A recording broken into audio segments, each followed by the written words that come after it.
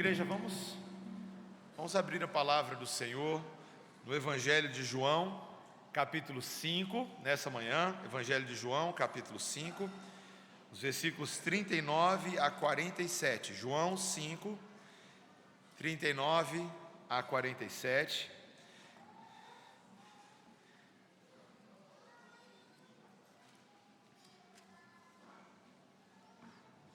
Hoje nós vamos ter aqui uma pregação interessante. Ela é uma meta pregação sobre interpretação de texto. E se esse é o propósito da pregação nessa manhã, eu gostaria de conclamar os irmãos de forma muito especial que comecem a prestar atenção nos sermãos, não só na hora que a gente começar a expor o sermão após a leitura, mas desde o momento da leitura. Ler é muito importante para interpretar bem. Não só as crianças deveriam saber isso, mas nós, os adultos, também não devemos deixar a matéria de interpretação de texto perdida lá na escola. A gente usa isso especialmente para interpretar a Bíblia, que é o que nós aprenderemos nesta manhã. Então ouça com atenção a leitura dos versículos 39 a 47 da palavra do Senhor, que diz assim: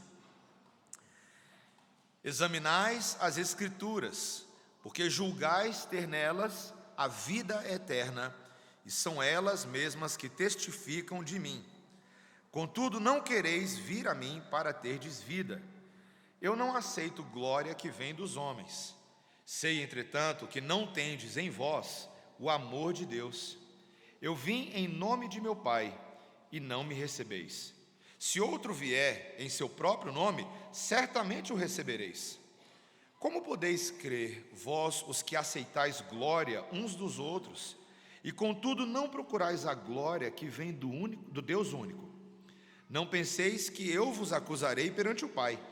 Quem vos acusa é Moisés, em quem tendes firmado a vossa confiança. Porque se de fato cresceis em Moisés, também creríeis em mim, porquanto ele descreveu a meu respeito. Se porém não crerdes nos seus escritos, como crereis nas minhas palavras? Esta é a palavra do Senhor. Abaixa a sua cabeça, vamos orar. Senhor, a tua lei é a absoluta autoridade diante de nós nesse momento. Não há mais nada que importe nesta manhã de domingo e neste mundo, se não ouvirmos a tua voz. A partir desta palavra, que é a revelação especial de Deus, de caráter inerrante, infalível, esta palavra que foi soprada pelo próprio Espírito Santo de Deus para nós, e essa palavra que também é poderosa para produzir frutos que transcendem as coisas ordinárias desse mundo.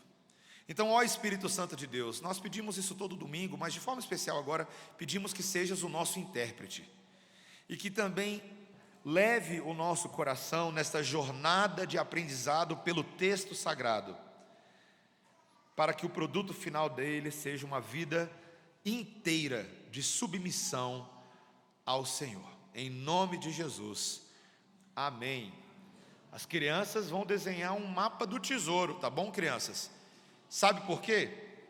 Porque o pastor aqui sempre gostou de filme de caçadores de tesouro, daqueles, sabe, crianças, que os exploradores seguem mapas, decifram códigos, enfrentam perigos, certos de que no fim eles vão encontrar ali um baú cheio de tesouro e pedras preciosas. Talvez as crianças não vão lembrar, mas os mais antigos aqui talvez se lembrem de Indiana Jones e os Caçadores da Arca Perdida. Você lembra desse? Mas em 2004 teve um outro filme que me marcou, com o Nicolas Cage, que era chamado A Lenda do Tesouro Perdido. E o filme era muito interessante porque o Nicolas Cage ali, que é o Benjamin Gates, ele é um caçador, e ele acreditava na lenda de que os pais fundadores dos Estados Unidos haviam escondido um imenso tesouro acumulado ao longo da história por diversas civilizações, e era protegido por sociedades secretas, sabe aquelas coisas bem conspiracionistas? Então, a chave para encontrar esse tesouro particular, a principal pista estaria na própria Declaração de Independência dos Estados Unidos, que teria ali um mapa secreto escrito no seu verso. Então, o que a equipe lá dos exploradores tem que fazer nesse filme? Nada demais, apenas roubar a Declaração de Independência dos Estados Unidos, enquanto fogem do FBI, enquanto enfrentam rivais que também querem o tesouro. Então eu recomendo que você não faça isso, tá? Não porque é perigoso, mas é porque é quebra do 8º mandamento da lei de Deus, que diz: não furtarás, ok? Resolvido isso, no fim, eles acabam descobrindo que o verdadeiro tesouro é muito maior do que o que eles imaginavam. Não era apenas ouro e joias, mas era um acervo histórico e cultural gigantesco que era guardado em segredo há muitos séculos. Meus irmãos, deixa eu fazer uma pergunta para vocês. Vocês são bons caçadores do tesouro quando se trata desse mapa aqui? Eu sei que alguns de vocês nem sabem mais o que é uma Bíblia física. E eu acho que é por isso que a gente não está ficando tão bom em caçar tesouro, porque a gente usa inteligência artificial e aplicativos para ajudarem a gente, mas a gente perdeu familiaridade com os caminhos dos tesouros eternos, que vão muito além daquilo que você e eu imaginamos. Tem a ver com interpretação de texto, tem a ver com saber navegar nesse mapa, ter a bússola certa, ter o encaminhamento correto. Nesse texto de hoje, meus irmãos, a gente vê aqui que os próprios judeus, que clamavam conhecer tudo sobre esse mapa, conseguem enxergar esse mapa, mas só encontram pistas de glória humana, glória pessoal, sem perceber que este mapa guarda uma verdade muito mais profunda, uma verdade da qual eles não poderiam escapar, e você também não pode escapar nessa manhã. Meus irmãos, nesse texto de hoje nós veremos Cristo nas Escrituras, Cristo sendo rejeitado nas Escrituras e a importância de se submeter a Cristo nas Escrituras. De novo, presta atenção, a gente vai ver nessa manhã Cristo nas Escrituras, pessoas que rejeitam a Cristo nas Escrituras e a importância de você se submeter a Cristo nas Escrituras. Esses são os 3 pontos do nosso sermão e é a tese dessa manhã. Primeiro, ver Cristo nas Escrituras. A gente ainda está no capítulo 5 de João, ainda no início do Evangelho, mas a essa altura o conflito entre Jesus e os líderes judeus já está se intensificando tremendamente. Um antagonismo, uma oposição que eventualmente levaria à crucificação de Jesus. Mas, meus irmãos, por que essa inimizade toda? Por que esses homens tinham tanto ódio de Jesus? A gente vem estudando há algumas semanas que parece que era porque Jesus estava violando o sábado. Lembra? Lá no tanque de Betesda, ele havia curado aquele homem que há 38 anos estava lá esperando para ser curado, e o dia que a cura aconteceu era sábado. E talvez você ache que esse é o grande problema, mas na verdade, à medida que o texto vai seguindo, é porque Jesus fazia alegações que lhe conferiam um status igual a Deus. Então João, o autor desse evangelho, ele começa a listar uma interação, uma conversa de Jesus, em que Jesus vai apresentando uma série de testemunhas. É um tema bíblico-teológico do livro de João, as testemunhas em favor de Jesus, para tentar defender a inocência de Jesus, enquanto mostra a culpa do mundo. E aí ele vai listando. Primeiro ele fala de João Batista, que foi um profeta que aplainou o caminho do Messias. Ele disse que Deus, o próprio Pai, alegava que havia ali uma relação filial entre o Filho de Deus e o próprio Pai.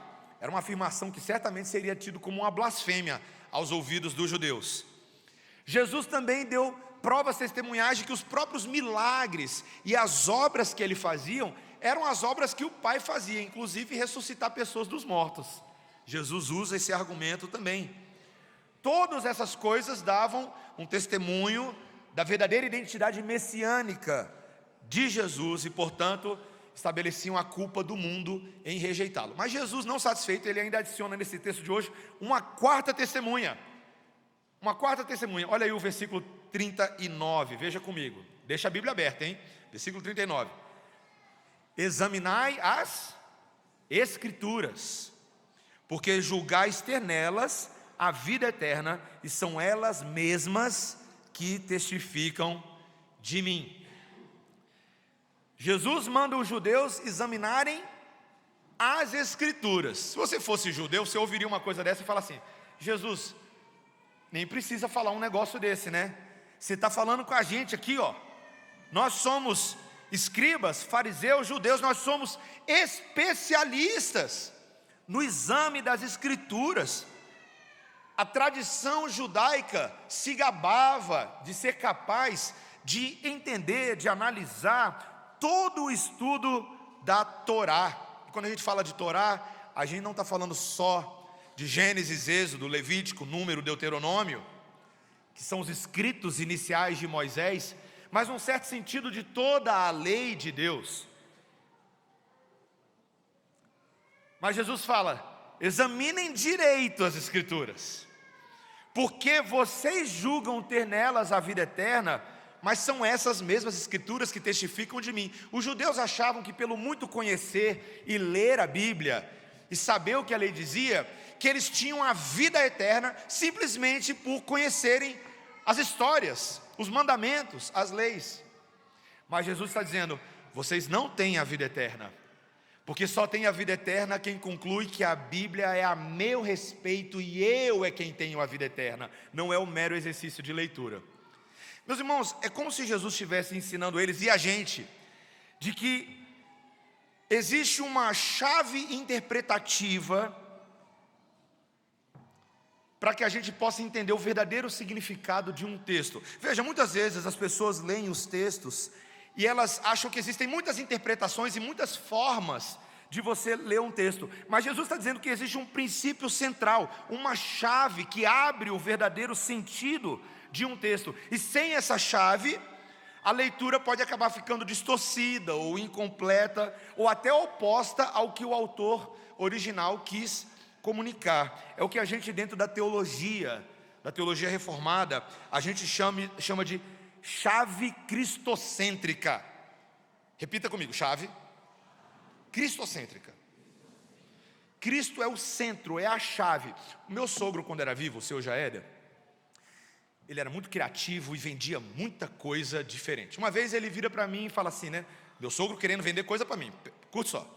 Aí ele vira assim e fala assim: Mateus, eu estava olhando você dirigindo o seu carro e eu vi que as rodas do seu carro estão muito vulneráveis. Eu falei: é mesmo, sogro? As rodas? Mateus, você tem que colocar uma chave antifurto, um parafuso antifurto, é um segredo. Eu falei: que história é essa, sogro? Nunca tinha ouvido falar.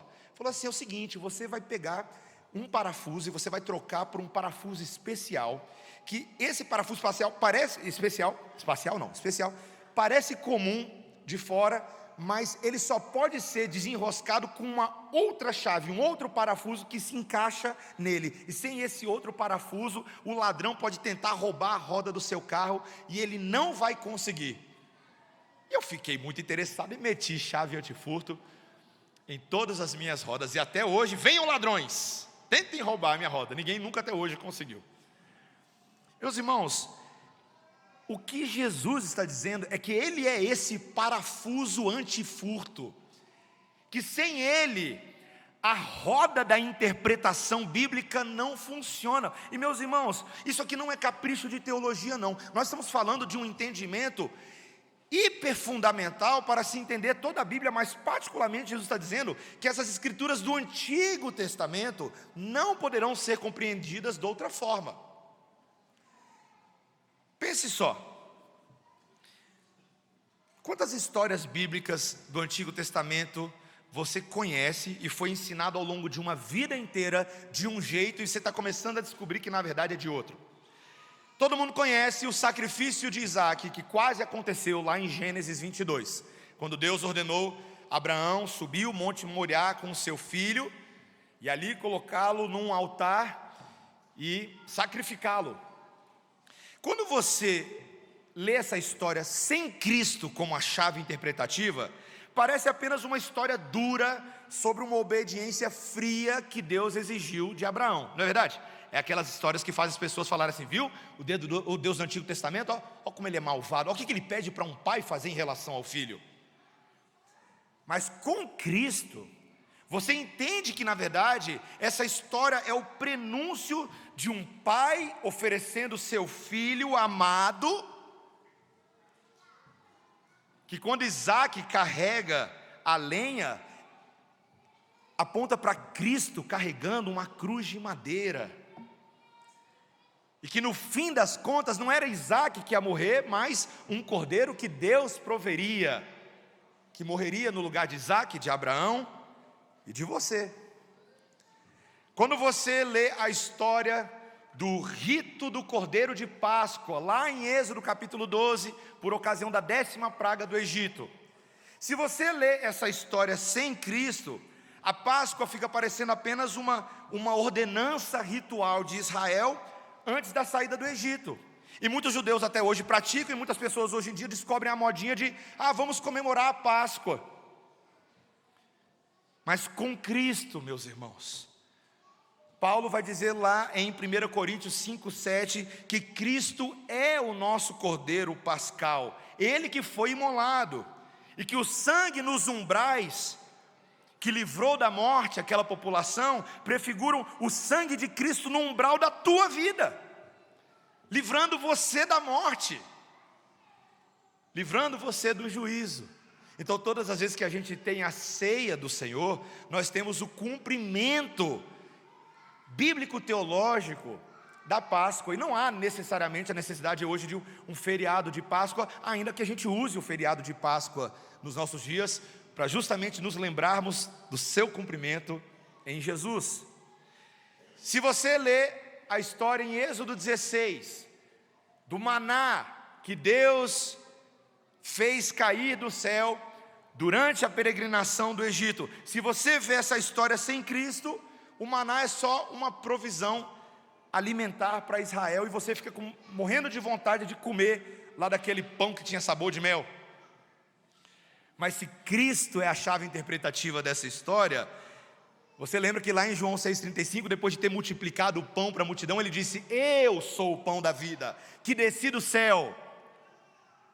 Quem de mim come jamais terá fome, quem de mim bebe jamais terá sede. O maná que sustentava Israel fisicamente apontava para Cristo, o verdadeiro pão que dá a vida eterna. E por aí vai, meus irmãos. Quanto mais você entende isso, por exemplo, Levítico, se você falar 1 Reis capítulo 8, aqueles rituais, os sacrifícios, sem Cristo fica parecendo apenas um monte de ritual de sangue, num edifício sagrado, ora o tabernáculo, ora o templo. Mas com Cristo lá em Hebreus você entende que Ele é o templo, que Ele é o sacerdote, que Ele é o sacrifício. E que todas essas histórias e todo esse rito cerimonial apontava para Jesus. Todas essas coisas apontam para Ele, porque a vida eterna, meus irmãos, está nele. Ele, meus irmãos, é a chave antifurto, que inclusive impede as pessoas de fazerem leituras erradas da Bíblia, como as pessoas tanto gostam de fazer hoje em dia, né? Meus irmãos, quantas pessoas, olha, me espanta, conversando com um pastor ontem, fui pregar num acampamento, e ele contando um pouco da saga da denominação dele, e até hoje, pastores e pregadores do Evangelho interpretando essas histórias apenas como histórias morais, como tradições antigas. Mesmo fora da igreja, você vê pessoas tentando abrir o sentido de um texto com a chave da moralidade, não é? Com a chave da filosofia, com a chave da cultura, da psicologia, da política, não é? Ou só mesmo da curiosidade histórica.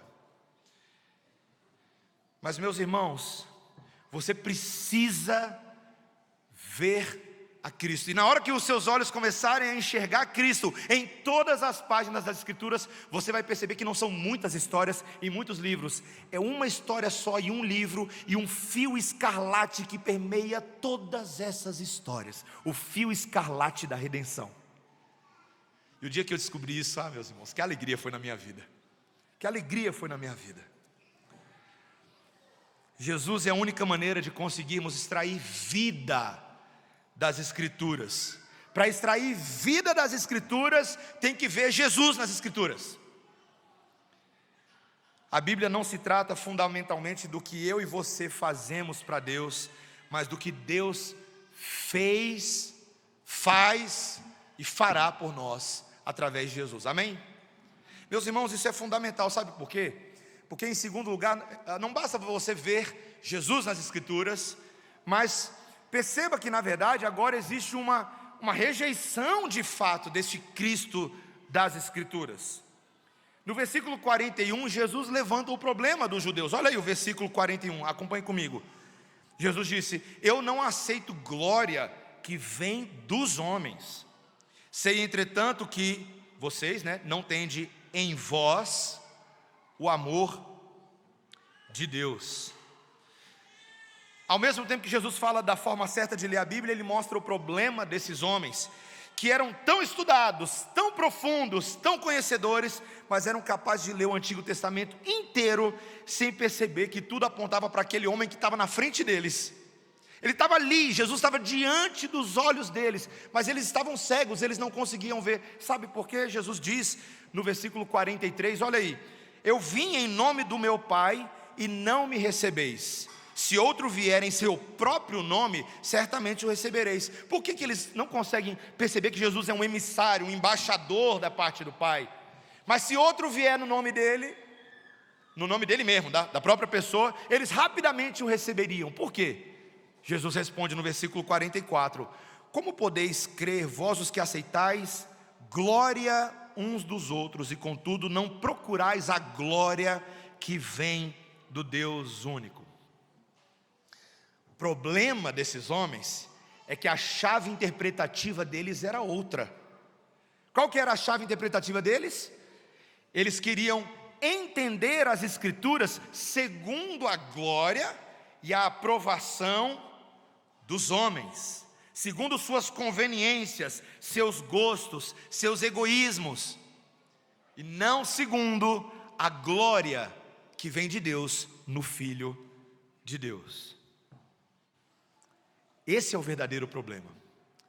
Meus irmãos, na teologia reformada, nós ensinamos uma doutrina muito importante, que é a doutrina da autorrevelação de Deus, que é basicamente a doutrina das Escrituras. E dentro dessa doutrina tem uma outra doutrina menor, que é a doutrina da autoatestação das Escrituras. Já ouviu falar disso antes?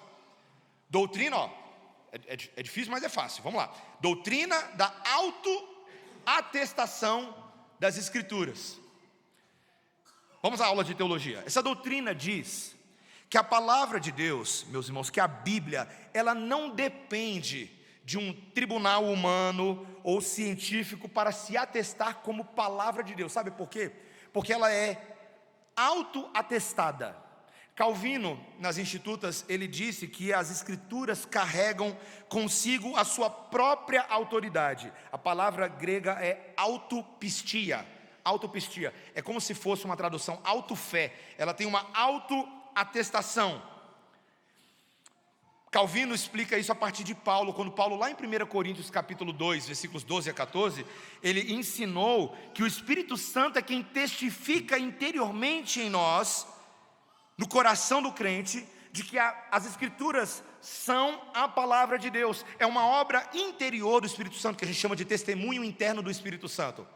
Ele nos concede a mente de Cristo. Antes a gente não tinha essa mente, a gente tinha uma mente humana, do homem natural, caído.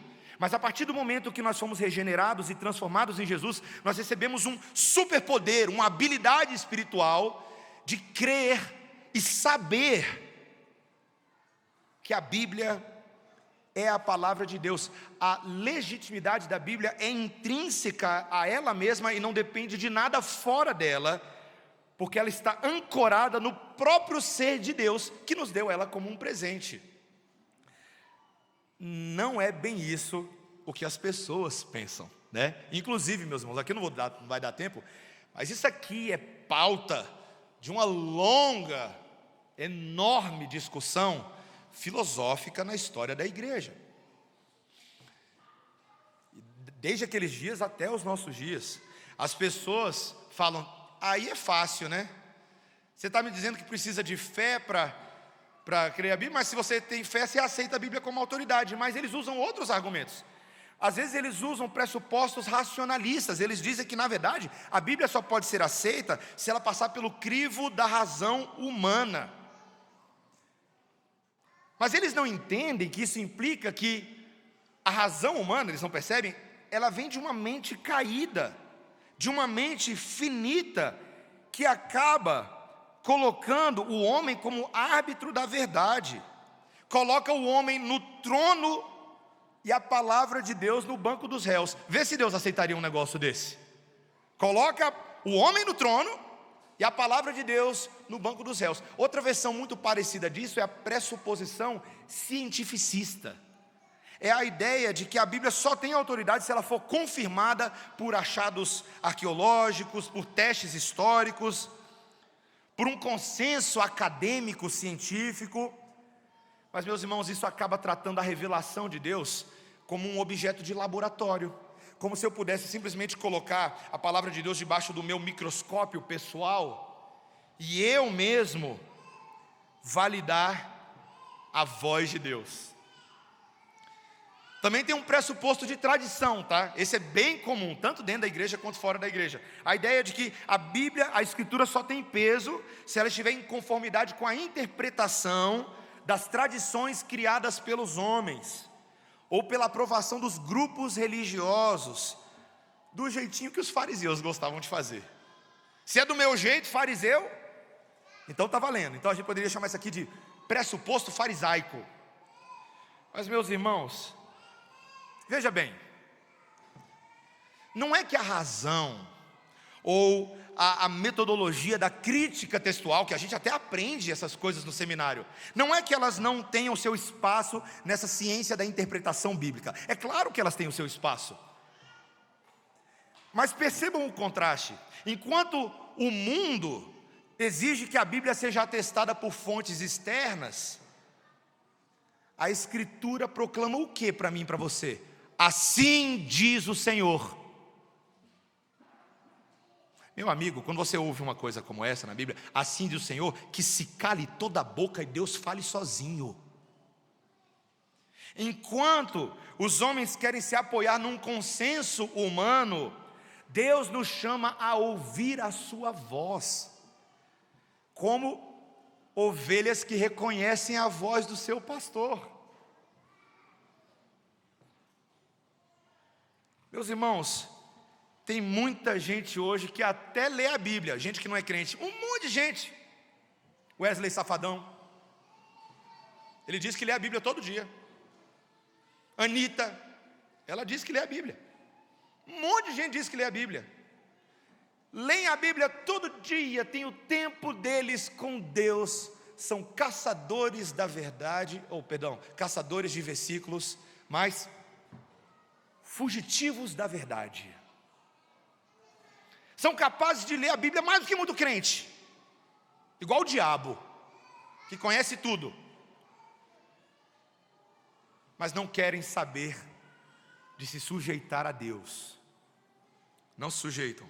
Nenhum pecado, meus irmãos, ou idolatria é mais destrutivo do que viver para a aprovação das pessoas. Eu leio a Bíblia para ser instagramável, para ser postável, para ser visível. Mas Provérbios 29 e 25 diz o quê? Quem teme ao homem arma ciladas, mas o que confia no Senhor está seguro. Meus irmãos, não tem nenhum problema você compartilhar um versículo bíblico que você leu na sua devocional de manhã e abrir a sua Bíblia e mostrar a Bíblia aberta e postar no Instagram. Não tem nenhum problema com isso. Mas se você não gasta diariamente um tempo com essa palavra, sozinho, no seu quarto, em algum lugar, sozinho, só você e Deus, e não com os homens tentando aprovar ou desaprovar o que você está fazendo, só você e Deus, talvez você esteja tendo um tempo de fariseu. Um tempo de fariseu. A Bíblia não é palavra de Deus porque os homens assim a reconhecem, mas porque Deus a deu e o Espírito a confirma. Em outras palavras, não é a Bíblia que precisa de você, é você que precisa da Bíblia, tá? De novo, ó. Não é a Bíblia que precisa de você, é você que precisa da Bíblia. É duro, mas amém? Você crê nisso? Você entende isso? Meus irmãos, nós precisamos ver Jesus na Bíblia.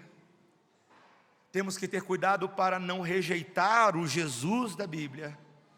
E a única forma de fazer isso, e com isso eu termino o sermão, terceiro e último ponto, é se submetendo a Jesus nas Escrituras. Jesus, como se não bastasse já a exposição da verdade, agora ele vai apelar, e ele vai apelar para Moisés, para mostrar que esses homens não têm neutralidade. Algo grave vai acontecer na vida desses homens. Versículo 45, olha aí. Não penseis que eu vos acusarei perante o Pai. Quem vos acusa é Moisés, em quem tendes firmado a vossa confiança. Jesus estava tocando aqui num ponto sensível, numa ferida aberta desses homens, porque falava de Moisés, eles falavam, fala de Moisés não. Fala de Moisés não, meu Moisésinho. Não fala dele não. Vocês gostam tanto de Moisés, é? Pois aguardem. Porque quem vai estar de pé no dia do juízo e vai acusar e condenar vocês não vai ser eu não. Vai ser ele, de quem vocês tanto gostam. Por que, meus irmãos, que Jesus diz isso? Porque esses homens se gabavam de dizer que conheciam a lei de Moisés, que Moisés era o legislador, o pai da lei, que a lei foi dada a ele no Monte Sinai, e que eles seguiam a lei de Moisés, os 10 mandamentos e todos os outros 603 mandamentos derivados que estavam em Êxodo, Levítico, Número, Deuteronômio. Mas Jesus muito simplesmente diz que se vocês conhecessem de fato sobre Moisés, vocês saberiam que ele escreveu sobre mim. Todo o texto de Moisés, e não só aqueles versículos que Moisés explicitamente falou, como por exemplo Deuteronômio 18, versículo 15, quando ele disse, já ele quase para morrer e passar o bastão para Josué, na boca da terra prometida, Moisés disse, virá um profeta maior do que eu, um profeta com P maiúsculo, a ele ouvireis. Deuteronômio 18, 15, outros textos, como Levi, ou Número, capítulo 21, versículos 4 a 9, que Moisés falava explicitamente sobre o Messias.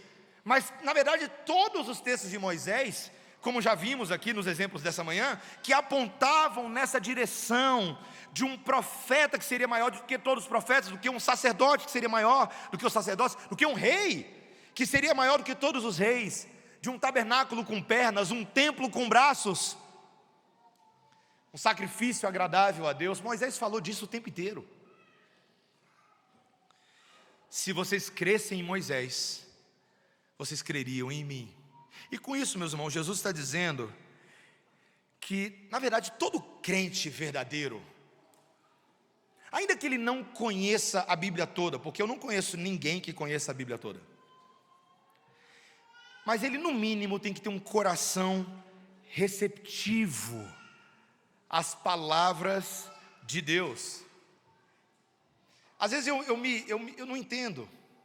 Alguns crentes que ficam recortando a Bíblia e selecionando o que eles gostam e o que eles não gostam na Bíblia. Pastor, eu amo a Bíblia inteira, mas eu pulo o livro de Juízes. Por quê, meu irmão?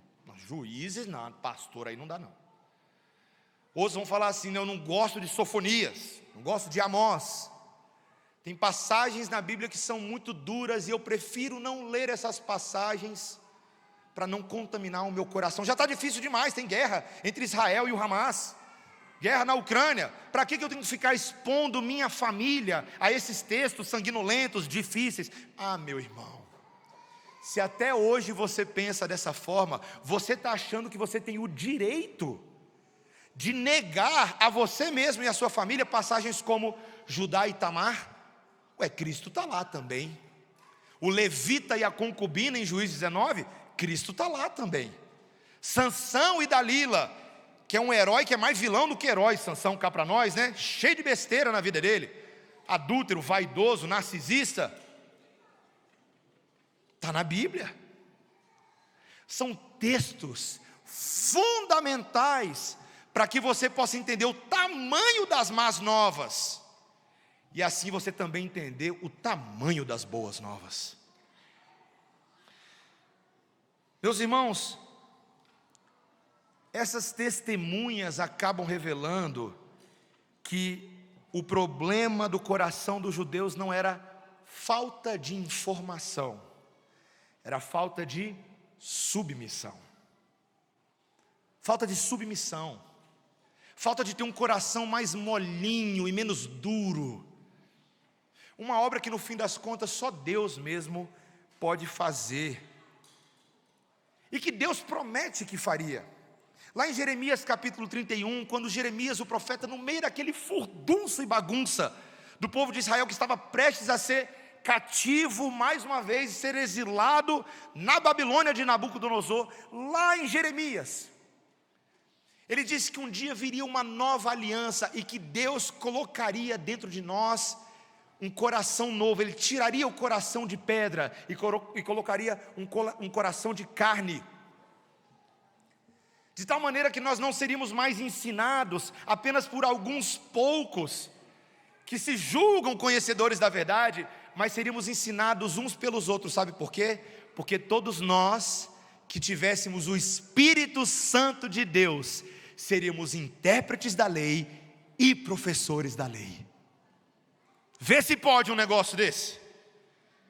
Todos os que possuem o Espírito de Deus, lembre-se, quem é o Espírito de Deus? Foi aquele que gerou as Escrituras, que soprou as Escrituras, que deu autoridade às Escrituras. Esse mesmo Espírito que legislou, ele está dentro de você, por meio de Cristo Jesus. E agora você que tem o Espírito dentro de você, você tem o mesmo Espírito que deu a palavra. Ele faz o processo duplo, ele dá a palavra e ilumina e quebra os grilhões desse coração para interpretar a palavra. É igual você passar num concurso sendo professor de cursinho, meu amigo. Eu sempre pensei isso, não sei vocês, eu não sei se a minha ilustração funciona, mas eu sempre pensei, professor de cursinho tem uma vantagem doida em concurso, né? Passa a vida inteira estudando. Na hora da prova, passei. Também se é professor de cursinho, não vale, né? Esse é o nosso macete. Você que crê em Jesus, você tem o Espírito da palavra dentro de você. Eu sei que o pastor no domingo pode ajudar, o presbítero na escola dominical, o professor, nós ajudamos. Mas nós não somos os detentores da palavra. Ninguém é dono da verdade, senão aquele que é a própria verdade. E Ele distribui livremente o Espírito nesse sacerdócio universal de todos os crentes, de tal maneira que Lutero, no século XVI, entendeu que um crente poderia pegar a própria Bíblia dele, e ele poderia ler, mesmo se ele não tivesse ido para uma universidade, ou para um seminário, se ele fosse um camponês alemão, ou um trabalhador na Hungria, ou um índio no Brasil, quem quer que fosse, ele poderia ir em contato com a própria palavra de Deus, tendo o mínimo de conhecimento da língua, aprendendo o beabá, lendo. Lutero defendeu a doutrina da perspicuidade das Escrituras, de que as Escrituras, ainda que sejam palavra de Deus, elas são claras o suficiente para que o pecador mais ordinário, em contato com esse texto sagrado, possa obter vida e salvação. E é por isso que a obra mais gloriosa que uma pessoa possa ter na vida dela é distribuir gratuitamente o Evangelho de Cristo pela sua palavra a toda criatura, para que todo joelho se dobre e toda língua confesse que Jesus Cristo é o Senhor.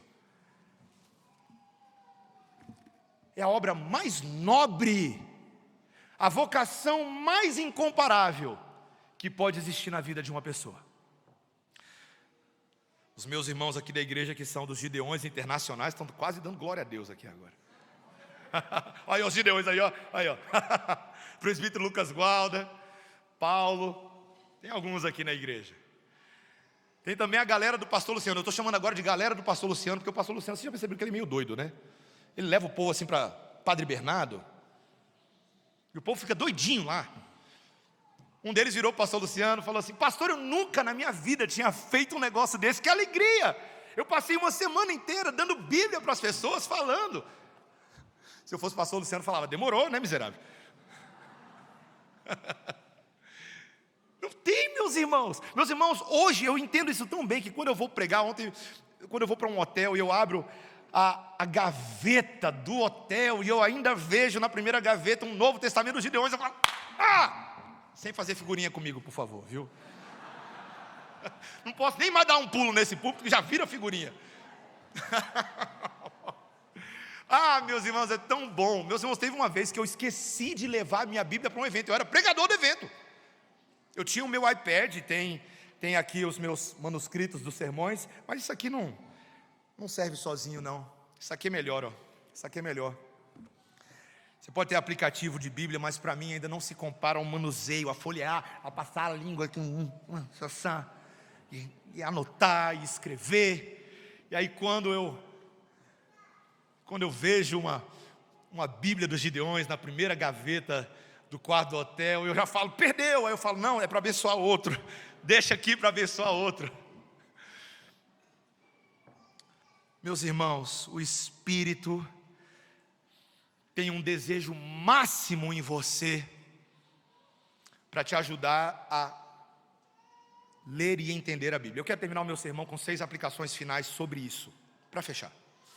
Como é que a gente faz então, pastor? Como é que na prática eu me submeto a Cristo, morto, ressurreto e vivo nesse momento, no contato com a palavra? Eu vou dar 6 dicas para você, 6 dicas práticas. Se você quiser anotar, você pode até anotar.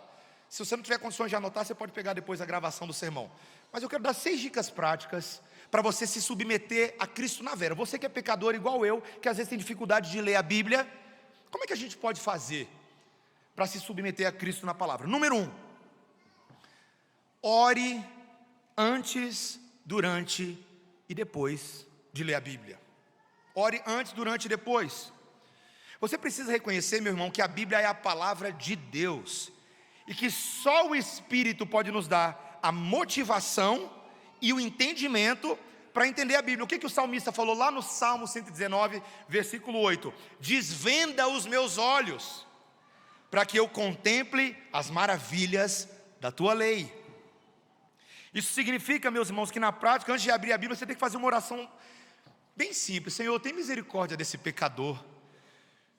Abre os meus olhos para ver Cristo nesse texto. Primeira dica. Segunda, leia a Bíblia com humildade e não com arrogância. Tem muita gente que quer ler a Bíblia como se você fosse um teólogo de curiosidades bíblicas, para você tentar desprovar o argumento de alguém, descobrir alguma coisa que te falaram. Esse era o problema dos judeus. Meus irmãos, a gente está buscando a glória de Deus e não a nossa, ao ler a Bíblia. Na prática, quando você lê, se pergunte o seguinte: veja só, olha a pergunta certa que você tem que fazer quando você for ler qualquer texto bíblico. Não é o que esse texto fala sobre mim, ou o que eu posso extrair para saciar a minha curiosidade. Não. A pergunta certa é: o que esse texto fala sobre o meu Deus? O que ele ensina sobre o meu Criador, o meu Redentor? Calvino disse no primeiro capítulo, na verdade, no prólogo e primeiro capítulo das Institutas, que quanto mais eu conheço a Deus, eu entendo que Deus me conhece, e portanto esse conhecimento a respeito de mim mesmo só pode vir a partir do conhecimento de Deus. Leia a Bíblia com humildade, não com arrogância. Terceiro, relacione cada passagem com Cristo. Cada passagem. O Espírito, ele tem o interesse de glorificar a Cristo. João 16:14. Então, para compreender a Escritura corretamente, tem que enxergar como cada texto aponta para Ele. Na prática, faça o seguinte: pense sempre assim: o que esse texto aponta para alguma necessidade, alguma promessa ou alguma obra que eu vejo na vida de Cristo? Às vezes o uso de um bom comentário cristocêntrico, ou uma boa Bíblia de estudo como essa que eu tenho aqui, lá vai eu fazer mexer em propaganda. Aqui ó, Bíblia de estudo Herança Reformada. Tem também a Bíblia de Genebra. Hoje tem a Bíblia de estudo que hoje faz o material da NVT através da Thomas Nelson. Essas Bíblias têm se concentrado mais. A gente também tem agora a Bíblia de Estudo da NA, da Sociedade Bíblica do Brasil. Essas Bíblias têm vindo muito mais centradas em mostrar nas notas de rodapé de estudo como Cristo pode ser visto nos textos bíblicos. É uma boa dica, é uma boa maneira. Quarta dica: você foi chamado a meditar na Bíblia e não apenas ler. Meditar e não apenas ler. Meus irmãos, o Espírito Santo trabalha em corações quando você está ruminando igual uma vaca. Crianças, vocês já viram a vaca? Como é que a vaca come o feno e a palha, né? Sem figurinha. Certo? E aí quando você pensa que ela terminou, ela gosta do dentista, ela mastiga agora 32 vezes do outro lado. Tem que mastigar. Meus irmãos, às vezes você quer ler a Bíblia na correria de sair de casa. Lê o versículo, senão vai cair um raio na nossa cabeça. Lê o versículo. Meus irmãos, tem que ter tempo. Senta, respira, joga o celular longe. Senta, medita na palavra, pedindo para que o Espírito Santo aplique esse processo no seu coração. Penúltima dica, quinto: viva em obediência àquilo que você já conhece das Escrituras. Muitas vezes a gente pede mais conhecimento a Deus na Bíblia como se a gente ainda não tivesse conhecimento, mas você não anda no conhecimento que você já tem. Pastor, eu não dou conta de fazer culto bíblico, culto familiar, porque eu não entendo a Bíblia o suficiente. Meu irmão, eu te garanto que qualquer pessoa que está aqui hoje de manhã e é membro dessa igreja, você já tem mais conhecimento do que a mulher samaritana tinha, quando ela voltou para Samaria e falou para o povo de Jesus que ela tinha acabado de encontrar na beira do poço. Você tem mais. Você já podia ser pastor da mulher samaritana. Meus irmãos, não sejamos somente ouvintes, enganando a nós mesmos, mas operosos praticantes. E sabe qual é a dica prática que eu quero te dar disso, para não ficar genérico? Faz o seguinte: quando você lê o texto bíblico, anote uma lição prática daquela devocional que você acabou de fazer, uma. E depois da leitura, você ora e fala assim: Senhor, a partir de hoje eu quero fazer isso. Durante esse dia eu vou pensar nisso e fazer isso. Por exemplo, hoje eu vou perdoar quem me ofendeu. Hoje eu vou segurar a minha língua, porque a palavra branda aplaca o furor. E isso significa também, meus irmãos, que é importante você escolher um versículo e você repetir e memorizar esse versículo. A gente faz isso com as crianças, mas os adultos às vezes não fazem tanto isso. Deveriam. A gente cobra dos nossos filhos, fala o versículo do dia e fala o catecismo do dia. Mas e os adultos, estão sabendo o versículo do dia, o catecismo do dia? Se eu perguntar aí para você, quantos versículos decorados da Bíblia você tem agora? Chega a 10? Chega a 5? É melhor eu parar de perguntar, né? Faça isso todo dia.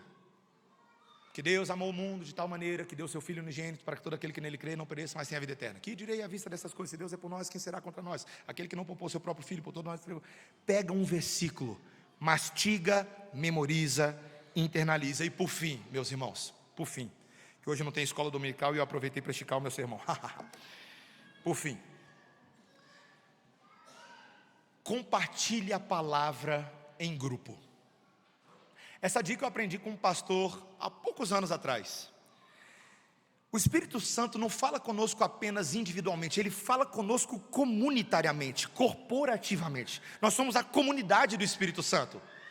E na comunidade do Espírito Santo, nessa comunhão dos santos, nos quais o Espírito Santo habita em cada um de nós e no meio da igreja, nós temos que compartilhar a palavra. A gente tem que falar entre nós com salmos, hinos e cânticos espirituais. Tem que falar, ela tem que estar presente nos nossos lábios, nas nossas conversas, antes, durante e depois do GF, antes, durante e depois do discipulado, no corredor, na rua.